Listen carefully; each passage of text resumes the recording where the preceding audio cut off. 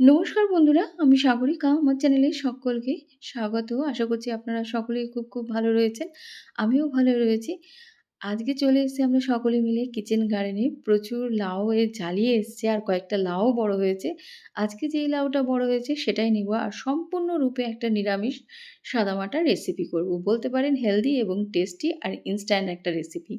এই যে হাসব্যান্ড আমায় লাউটা কেটে দিল, গায়ে দেখুন অসংখ্য ছিটছিট। এটা কিন্তু এক ধরনের মৌমাছি বসেছিল, ক্ষুদ্র টাইপের হয়। তার হুল ফুটিয়ে দিলে তখন ভেতরে গিয়ে ডিম পাড়ে এবং লাউ পচে যায়। আমার সন্দেহ হয়েছিল লাউটা ভালো থাকবে কিনা, কিন্তু যখন এনে কাটলাম নো ডাউট দেখলাম লাউটা কচি রয়েছে এবং ভালো রয়েছে।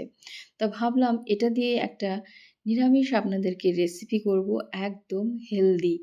কোনো তেল মশলা সেরকম কিছু ব্যবহার করব না, তবে খেতে কিন্তু দুর্দান্ত লাগবে। যেহেতু এই টাইমটা একটা ড্রাই সিজন চলে, সবসময় ডক্টররা বলবে দেখুন বেশি পরিমাণে জল খাওয়ার জন্য, লিকুইড জাতীয় খাবার খাওয়ার জন্য, ওয়েদার যেহেতু চেঞ্জ হয়।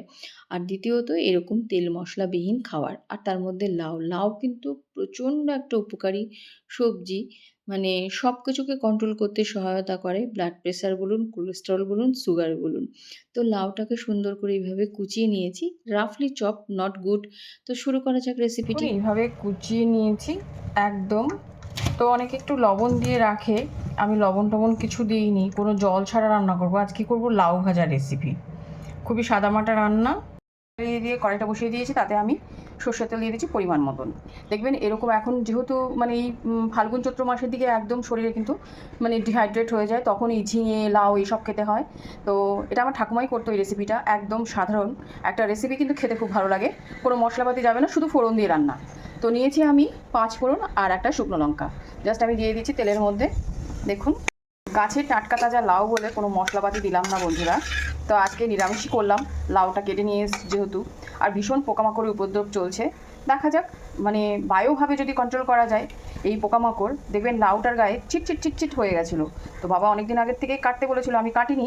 তো আজকে কিন্তু প্রথম এই সিজনের আমাদের গাছের লাউয়ের রেসিপিটা আপনাদেরকে শেয়ার করছি। সম্পূর্ণ নিরামিষ, কোনো মশলাপাতিই দেবো না। তো 5 ফোড়নটা হয়ে যাক, তারপরে কিন্তু লাউগুলো আমি ঢেলে দেবো। হয়ে গেছে, সুন্দর একটা ঘ্রাণ বেরোনো শুরু করেছে। কেউ লাউ ছেচকিও বলে এটাকে, কেউ লাউ ভাজাও বলে। তো একদম ইজি রান্না।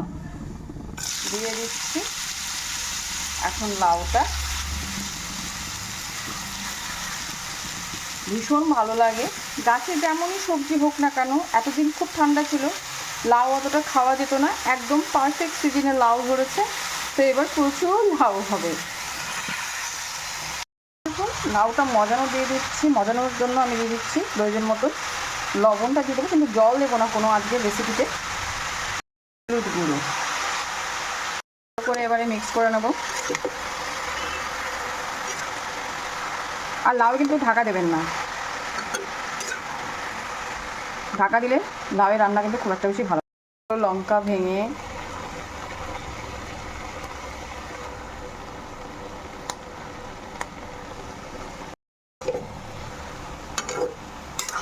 ওয়েদার চেঞ্জ হচ্ছে, তো এরকম ধরনের রান্না করে খাবেন, দেখবেন মশলাপাতি দেবেন না।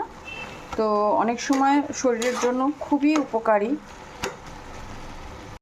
এই রান্নাগুলো কিন্তু কালারফুল হয় না, কিন্তু খেতে ভীষণ ভালো লাগে। যখন আপনি খুব রিচ খাচ্ছেন, তারপরে যে বাড়ির এরকম টাটকা নিজের বাগানের সবজি অর্থাৎ লাউ দিয়ে এরকম একটা রেসিপি করবেন আর সেটা সকলকে খাওয়াবেন, নিজেও খাবেন, তখন দেখবেন একটা রুচিরও পরিবর্তন হয় আর হেলদিও ফিল হয়।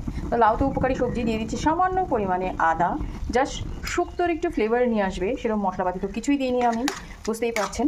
তো একটু 1 চিমটে আদা বাটা দিয়ে দিয়েছি। এবার একটু চিনি দিয়ে দেবো, এটা অপশনাল, আপনারা চাইলে পরে দিতেও পারেন, নাও দিতে পারেন। দেখুন অনেক লাউয়ে কিন্তু অত্যাধিক পরিমাণে জল বেরোয়, তখন কি করবেন বলুন তো, একটু চালের গুঁড়ো থাকলে ছিটিয়ে দিয়ে একটু মিক্স করে নেবেন। তো এখানে আমি চালের গুঁড়ো কিছুই দেবো না, কারণ এটা আমার বাড়ির লাউ। আর দ্বিতীয়ত সবচেয়ে বড় কথা হচ্ছে, এটা নিজের থেকেই জলটা টেনে যাবে আর খেতেও কিন্তু ভীষণ ভালো লাগে। একটু পরিমাণে চিনি দিয়ে দিচ্ছি বন্ধুরা, এটা অপশনাল, চাইলে দিতেও পারেন, নাও দিতে পারেন। একটা পরিশ্রম করছেন অথচ কোনো ফলাফল আসছে না, তখন কিন্তু মনটা খারাপই হয়। বিগত কয়েকদিন ধরে আমি দেখছি আমার ইউটিউবে ভিডিওতে ভিউ আসছে না, জানি না কেন আসছে না। যদি পারেন তো একটু অতি অবশ্যই কমেন্ট করবেন। তো তো যাই হোক, একটু হেল্প করলে বেটার হয়, যারা জানে। দেখুন কি সুন্দর আঠালো হয়ে গেল একেবারে। আর এটা দিয়ে গরম ভাত বলুন, একটু রুটি কিংবা পরোটার সঙ্গে খেতেও কিন্তু ভালো লাগবে। অল্প মশলা দিয়েছি, কিছুই মশলা দিইনি, শুধু ফোড়নটা আর একটু আদা বাটা, আদা গ্রেট করেও দিতে পারেন। তো এটা দিয়ে কিন্তু দেখতে পেয়েছেন শুনছি, দেখুন এই যে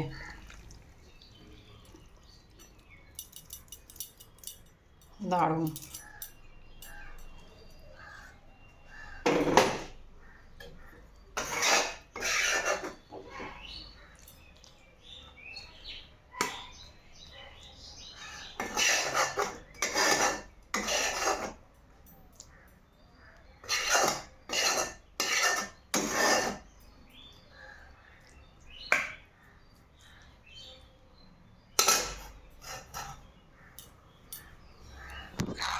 এই রেসিপিটি কেমন হয়েছে অতি অবশ্যই কমেন্টের মাধ্যমে জানান। আপনারা কমেন্ট করা মানে আমার এনকারেজিং হওয়ার। এনিওয়ে, ভিডিওটি যারা যারা দেখছেন তাদের সকলকে অসংখ্য অসংখ্য ধন্যবাদ। যদি আমার চ্যানেলটিকে একটু ভালো লেগে থাকে, ভালোবেসে থাকেন, অতি অবশ্যই লাইক শেয়ার সাবস্ক্রাইব করে চ্যানেলের সাথে